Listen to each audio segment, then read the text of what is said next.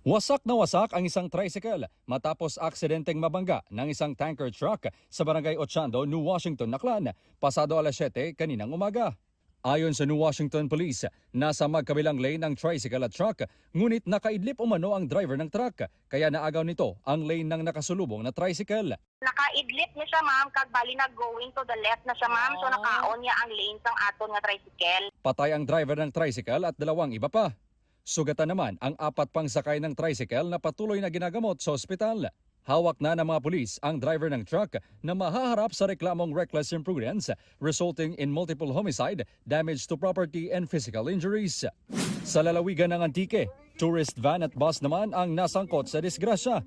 Sa videong yan, makikitang halos wasak na ang tourist van.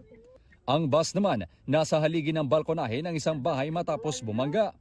Ayon sa Pandan Police, papunta sa bayan ng Pandan ang van mula sa Nabas, Aklan. Ang bus naman mula Pandan patungo na mga Kalibo, Aklan.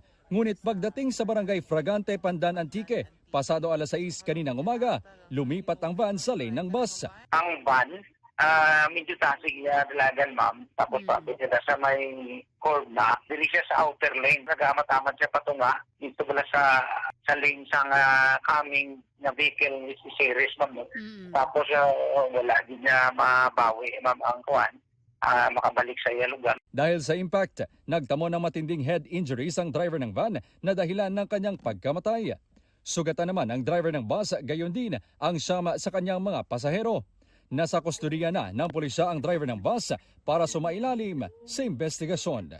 Para sa GMA Integrated News, Kim Salinas ng GMA Regional TV, ang inyong saksi. Morning mga kaibahan, iya kita makaron sa Fragante, Pandan, Antique. So karon madalata ang ginupi, no? Mga kapuso, maging una sa saksi. Mag-subscribe sa GMA Integrated News sa YouTube para sa iba't ibang balita.